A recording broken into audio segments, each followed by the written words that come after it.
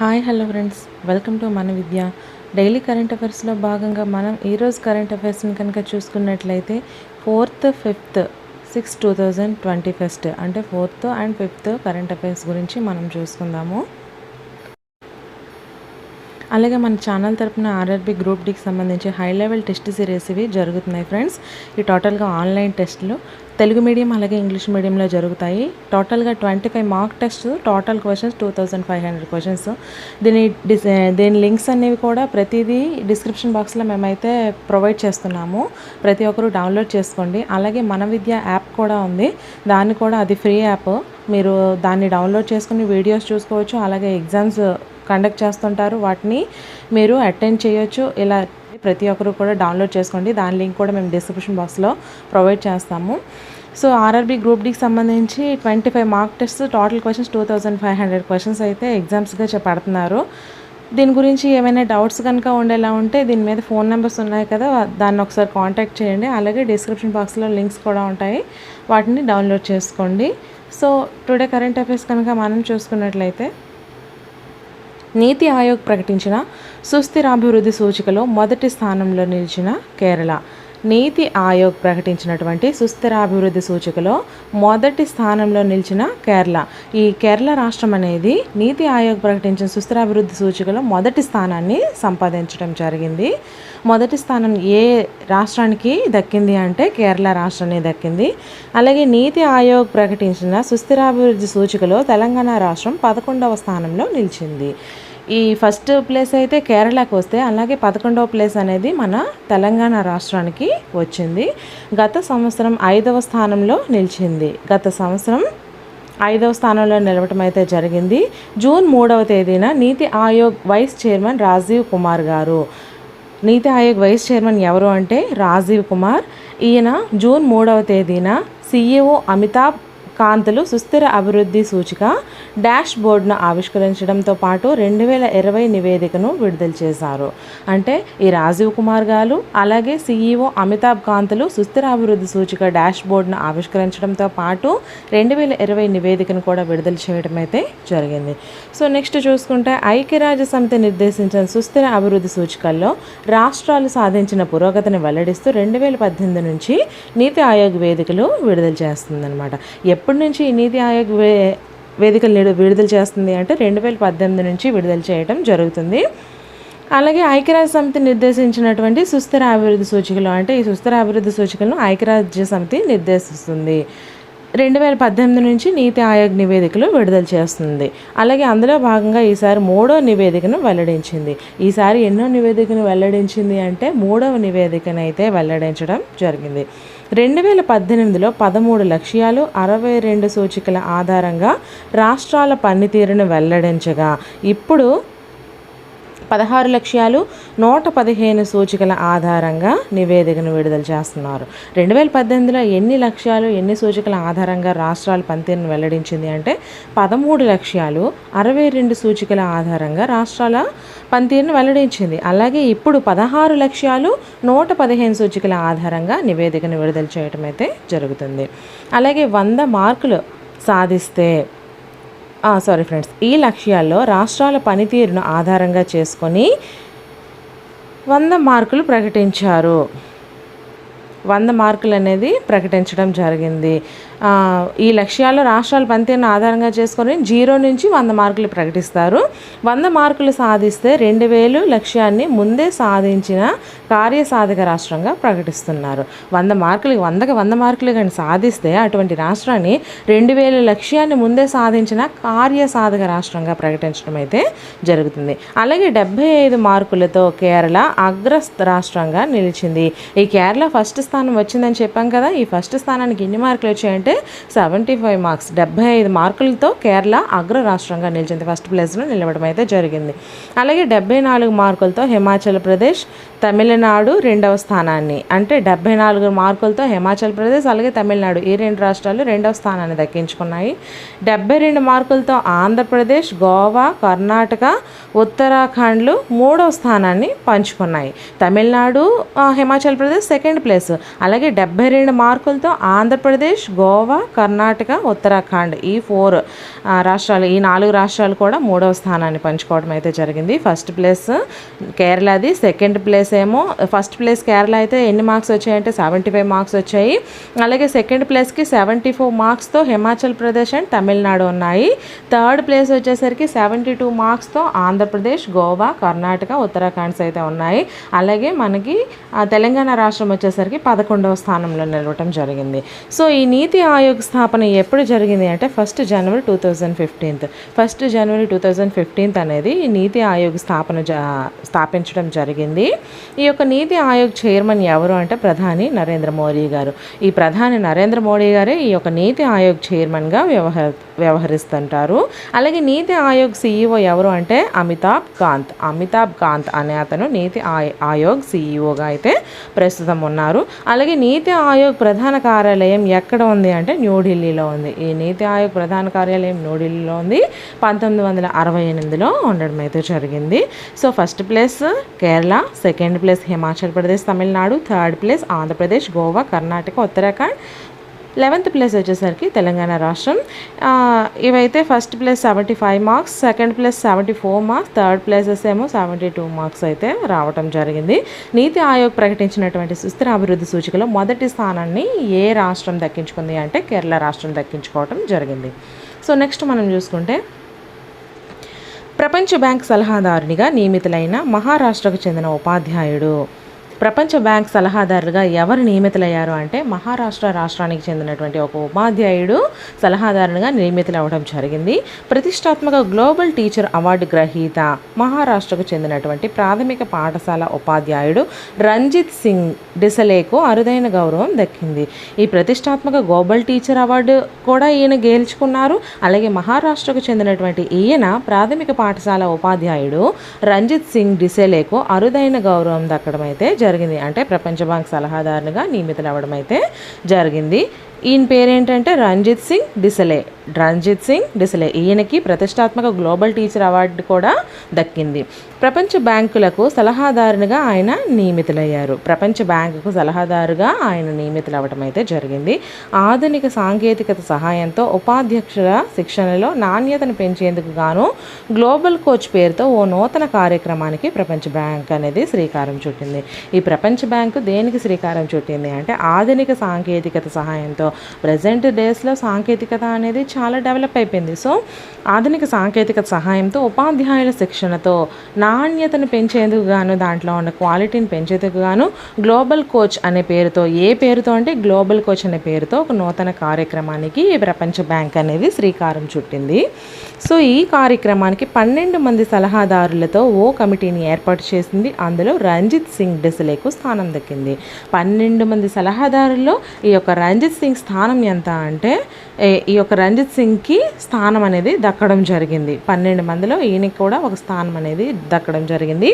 2024 June వరకు కమిటీలో ఆయన కొనసాగనున్నారు. ఎప్పటి వరకు ఈయన కొనసాగనున్నారు అంటే 2024 జూన్ వరకు ఈ కమిటీలో ఈయన కొనసాగడం జరిగింది. డిసలే గత ఏడాది గ్లోబల్ టీచర్ అవార్డుని అందుకున్నారు. ఈ గ్లోబల్ టీచర్ అవార్డుని ఈయన ఎప్పుడు అందుకున్నారు అంటే లాస్ట్ ఇయర్ అయితే గత ఏడాది ఈ యొక్క అవార్డుని అందుకోవటం జరిగింది. సో ప్రపంచ బ్యాంక్ స్థాపన ఎప్పుడు అంటే 1944 జూలై. ప్రపంచ బ్యాంక్ స్థాపన 1944 జూలైలో ఏర్పాటు చేశారు. అలాగే ప్రపంచ ప్రధాన కార్యాలయం ఎక్కడ ఉంది అంటే వాషింగ్టన్ డీసీలో ఈ ప్రపంచ ప్రధాన కార్యాలయం, ప్రపంచ బ్యాంక్ యొక్క ప్రధాన కార్యాలయం అయితే ఉంది. ప్రపంచ బ్యాంక్ అధ్యక్షుడు ఎవరు అంటే డేవిడ్ మాల్పాస్ అనే అతను ప్రపంచ బ్యాంక్ అధ్యక్షుడిగా అయితే కొనసాగుతున్నారు. సో నెక్స్ట్ మనం చూసుకుంటే తెలంగాణ రాష్ట్ర శాసన మండలి తాత్కాలిక చైర్మన్గా వి భూపాల్ రెడ్డి గారు నియామకం జరిగింది. తెలంగాణ రాష్ట్ర శాసన మండలి తాత్కాలిక చైర్మన్గా ఎవరి నియామకం జరిగింది అంటే వి భూపాల్ రెడ్డి గారి నియామకం అయితే జరిగింది. రాష్ట్ర శాసన మండలి ప్రోటెం అంటే రాష్ట్ర శాసన మండలి యొక్క తాత్కాలిక చైర్మన్గా తెరాస ఎమ్మెల్సీ వెన్నవరం భూపాల్ రెడ్డి అంటే 74 సంవత్సరాలు ఉన్నటువంటి ఈయన నియమిస్తూ గవర్నర్ తమిళసై సౌందరరాజన్ గారు జూన్ 3వ తేదీన ఉత్తర్వులు జారీ చేశారు.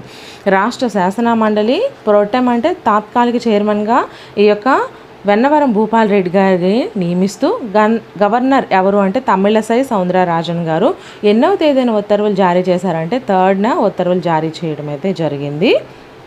జూన్ 3న. అలాగే సీనియారిటీ దృష్ట్యా 2007 నుంచి ఎమ్మెల్సీగా ఆయన్ను ముఖ్యమంత్రి కేసీఆర్ సిఫార్సు చేశారు.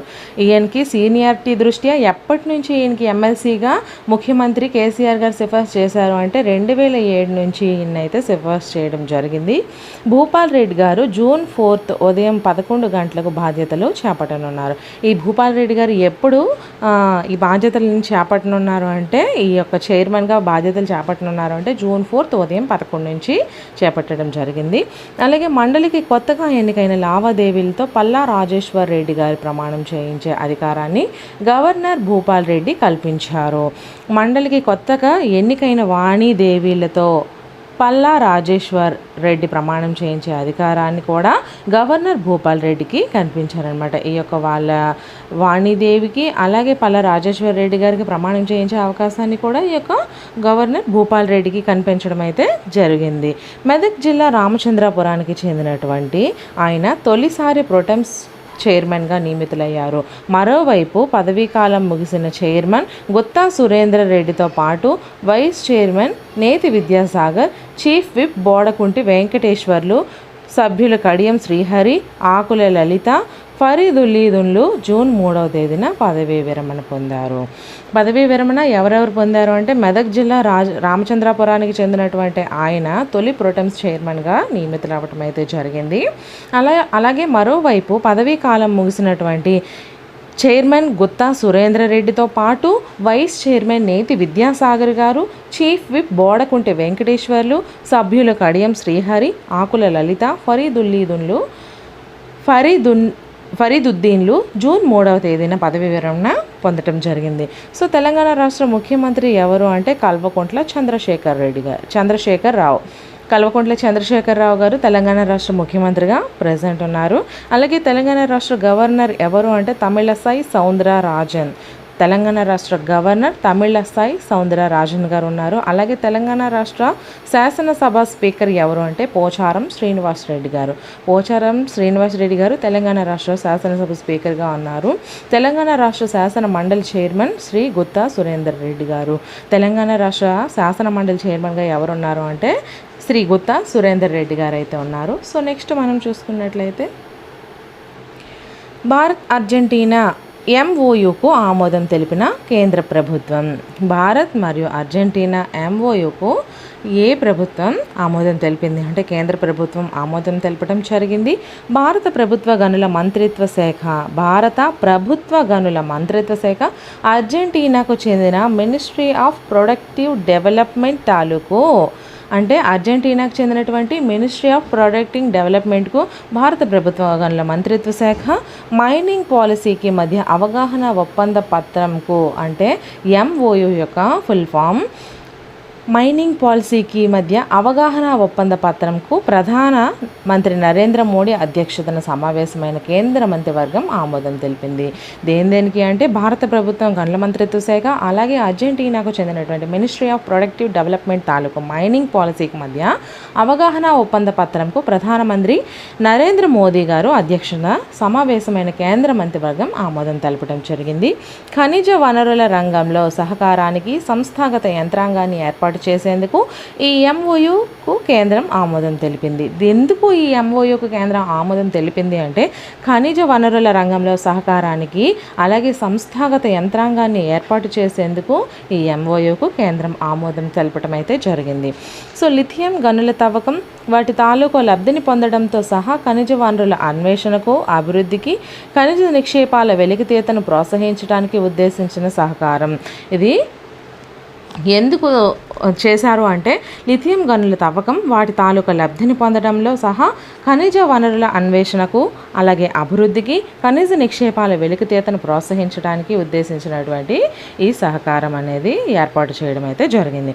అలాగే మౌలిక లోహాలు వ్యూహాత్మక ఖనిజ రంగాలలో ఒక సంయుక్త సంస్థను ఏర్పాటు చేసేందుకు అవకాశాలను పరిశీలించడం, సాంకేతికపరమైనటువంటి విజ్ఞాన శాస్త్రపరమైన సమాచారాన్ని అందించుకోవడంతో పాటు ఆలోచనలను పరస్పరం ఒక పక్షానికి మరో పక్షం ఇచ్చిపుచ్చుకోవడం, శిక్షణ సామర్థ్యాలకు పెంపుదల వంటివన్నీ ఈ ఎంఓయూ ఉద్దేశాల్లో భాగంగా ఉన్నాయి.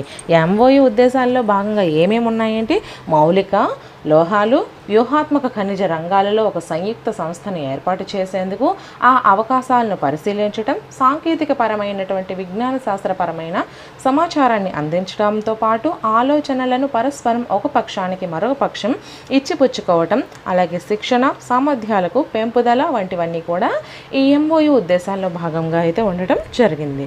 సో నెక్స్ట్ చూసుకుంటే ముంబై క్రికెట్ జట్టు హెడ్ కోచ్గా దేశవాళీ క్రికెట్ దిగ్గజం అమోల్ మంజుదార్ నియామకం జరిగింది. ముంబై క్రికెట్ జట్టు హెడ్ కోచ్గా ఎవరి నియామకం జరిగింది అంటే దేశవాళీ క్రికెట్ దిగ్గజం అయినటువంటి అమోల్ మంజుదార్ నియామకం అయితే జరిగింది. దేశవాళీ సీజన్లో ముంబై క్రికెట్ జట్టు హెడ్ కోచ్గా దేశవాళీ క్రికెట్ దిగ్గజం ముంబై మాజీ కెప్టెన్ అమోల్ మంజుదార్ నియమితులయ్యారు. దేశవాళీ సీజన్లో ముంబై క్రికెట్ జట్టు హెడ్ కోచ్గా ఎవరు నియమితులయ్యారు అంటే దేశవాళీ క్రికెట్ దిగ్గజం అయినటువంటి మాజీ కెప్టెన్ కూడా అయినటువంటి అమోల్ మంజుదార్ నియమితులయ్యారు. ప్రస్తుత కోచ్ ఎవరు కోచ్గా ఉన్నారు అంటే రమేష్ పోవార్ గారు ఉన్నారు. ఇటీవలే భారత మహిళల క్రికెట్ జట్టు ప్రధాన కోచ్గా బాధ్యతలు స్వీకరించడంతో అతని స్థానంలో మంజుదార్ని ఎంపికయ్యారు. ప్రస్తుతం అయితే ఈ రమేష్ పోవార్ గారు కోచ్గా ఉన్నారు. సో ఇటీవలే భారత మహిళల క్రికెట్ జట్టు ప్రధాన కోచ్గా ఈ యొక్క రమేష్ పోవార్ గారు వెళ్ళటంతో అతని స్థానంలో మంజుదార్ గారు ఎంపిక అవ్వటం జరిగింది. ఈ పదవి కోసం మొత్తం 9 మంది ఆ మాజీ ఆటగాళ్లు దరఖాస్తు చేసుకోగా జతిన్ పరాంజ్పే, నీలేష్ కులకర్ణి, వినోద్ కాంబ్లీలతో కూడిన ఎంసీఏ క్రికెట్ కమిటీ మంజుదార్ వైపే మొగ్గు చూపింది. మొత్తం 9 మంది మాజీ ఆటగాళ్లు దీనికోసం దరఖాస్తు చేసుకోగా జతిన్ పరాంజ్పే, అలాగే నీలేష్ కులకర్ణి, వినోద్ కాంబ్లీలతో కూడిన ఎంసీఏ క్రికెట్ కమిటీ మంజుదార్ వైపే మొగ్గు చూపింది అనమాట. ఎక్కువ మంజుదార్ వైపే మొగ్గు చూపడం జరిగింది. ముంబై కొత్త కోచ్ ఎంపికైన మంజుదార్ 1994-2013 మధ్యకాలంలో 171 ఫస్ట్ క్లాస్ మ్యాచ్లు ఆడి 48.1 సగటుతో 11,167 పరుగులు సాధించాడు. ఇందులో 30 శతకాలు, 60 అర్ధశతకాలు కూడా ఉన్నాయి. అందుకోసమే ఈయన వైపు మొగ్గు చూపడం జరిగింది. ముంబై కొత్త కోచ్గా ఎంపికైనటువంటి మంజుదార్ 1994-2013 మధ్యకాలంలో 171 ఫస్ట్ క్లాస్ మ్యాచ్లు, అలాగే 48.1 సగటుతో 11,167 పరుగులు సాధించడం జరిగింది. ఇందులో 30 శతకాలు, 60 అర్ధశతకాలు అయితే ఉండడం జరిగింది. సో నెక్స్ట్ మనం చూసుకుంటే వ్యవసాయ భూములపై డిజిటల్ సర్వే ప్రారంభిస్తున్న తెలంగాణ రాష్ట్ర ప్రభుత్వం. వ్యవసాయ భూములపై డిజిటల్ సర్వే ఎవరు ప్రారంభిస్తున్నారు అంటే తెలంగాణ రాష్ట్ర ప్రభుత్వం ప్రారంభించడం జరిగింది. తెలంగాణ రాష్ట్రంలో రాష్ట్ర ప్రభుత్వం వ్యవసాయ భూములపై డిజిటల్ సర్వే నిర్వహించనుంది. వ్యవసాయ భూములపై ఏ సర్వే నిర్వహించనుంది అంటే డిజిటల్ సర్వే నిర్వహించనుంది. దీని ప్రారంభం ఈ నెల 11వ తేదీ నుండి పైలట్ ప్రతిపాదికన రాష్ట్ర వ్యాప్తంగా 27 ఎంపిక గ్రామాల్లో ఈ సర్వే జరుగుతుంది. మొత్తం ఎన్ని గ్రామాల్లో ఈ ఎంపిక సర్వే జరుగుతుంది అంటే 27 గ్రామాల్లో అయితే జరుగుతుంది. అలాగే ఎప్పటి నుంచి అంటే ఈ నెల 11వ తేదీ నుంచి ప్రారంభం అయితే జరుగుతుంది. భూ వివాదాలు లేని 24 వివిధ జిల్లాల నుండి ప్రతి నియోజకవర్గం నుండి 3 గ్రామాలను ఎంపిక చేస్తారు. ప్రతి నియోజకవర్గం నుంచి ఎన్ని గ్రామాలను ఎంపిక చేస్తారు అంటే 3 గ్రామాలను అయితే ఎంపిక చేయడం జరుగుతుంది. రాష్ట్రం భూ వివాదాల నుంచి విముక్తి కలిగించేలా చేయటం మరియు శాశ్వతం ప్రాతిపదికన భూస్వాములకు భద్రత మరియు రక్షణ కల్పించే లక్ష్యంతో డిజిటల్ సర్వే చేపట్టినట్టు ముఖ్యమంత్రి అధికారిక ప్రకటనలో తెలిపారు. ఎటువంటి అవకతవకలు, లోపాలు జరగకుండా రాష్ట్రం భూ వివాదాల నుంచి అంటే భూమి యొక్క కొట్లాటల నుంచి విముక్తి కలిగించేలా చేయటం మరియు శాశ్వతం ప్రాతిపదికన భూములకు భద్రత మరియు రక్షణ కల్పించే లక్ష్యంతో ఈ యొక్క వ్యవసాయ డిజిటల్ సర్వే చేపట్టనున్నట్లు ముఖ్యమంత్రి గారు తెలపడం జరిగింది. సో నెక్స్ట్ చూసుకుంటే బిల్ మెలిండా గేట్స్ ఫౌండేషన్ డైరెక్టర్గా చేరిన ఆర్థికవేత్త కల్పనా కొచ్చర్. బిల్ అలాగే మెలిండా గేట్స్ ఫౌండేషన్ డైరెక్టర్గా ఎవరు చేరారు అంటే కల్పనా కొచ్చర్ గారు చేరటం జరిగింది. బిల్ మెలిండా గేట్స్ ఫౌండేషన్ డైరెక్టర్గా భారతీయ ఆర్థికవేత్త చేరారు. ఈ యొక్క కల్పనా కొచ్చర్ అనే ఆవిడ భారతీయ ఆర్థికవేత్త. ఈవిడ ఏమో బిల్ మెలిండా గేట్స్ ఫౌండేషన్కు డైరెక్టర్గా నియమితులైతే అవ్వడం జరిగింది. ప్రముఖ భారతీయ ఆర్థికవేత్త అయినటువంటి కల్పనా కొచ్చర్ తాజాగా బిల్ అండ్ మెలిండా గేట్స్ ఫౌండేషన్లో డైరెక్టర్గా అంటే డెవలప్మెంట్ పాలసీ అండ్ ఫైనాన్స్ విభాగంలో చేరనున్నారు. ప్రస్తుతం ఈమె అంతర్జాతీయ ద్రవ్యనిధి ఐఎంఎఫ్ అంటే అంతర్జాతీయ ద్రవ్యనిధిలో మానవ వనరుల విభాగం హెడ్గా ఉన్నారు. ప్రస్తుతం అయితే ఈవిడ ఏం చేస్తున్నారు అంటే అంతర్జాతీయ ద్రవ్యనిధి ఐఎంఎఫ్లో మానవ వనరుల విభాగం హెడ్గా అయితే ఉండడం జరిగింది. ఈ ఐఎంఎఫ్లో దాదాపు 3 దశాబ్దాల పాటు వివిధ హోదాల్లో సుదీర్ఘ కాలం పాటు సేవలు అందించిన కోచర్ ఈ ఏడాది జూలై 30వ తేదీన పదవీ విరమణ చేయనున్నారు.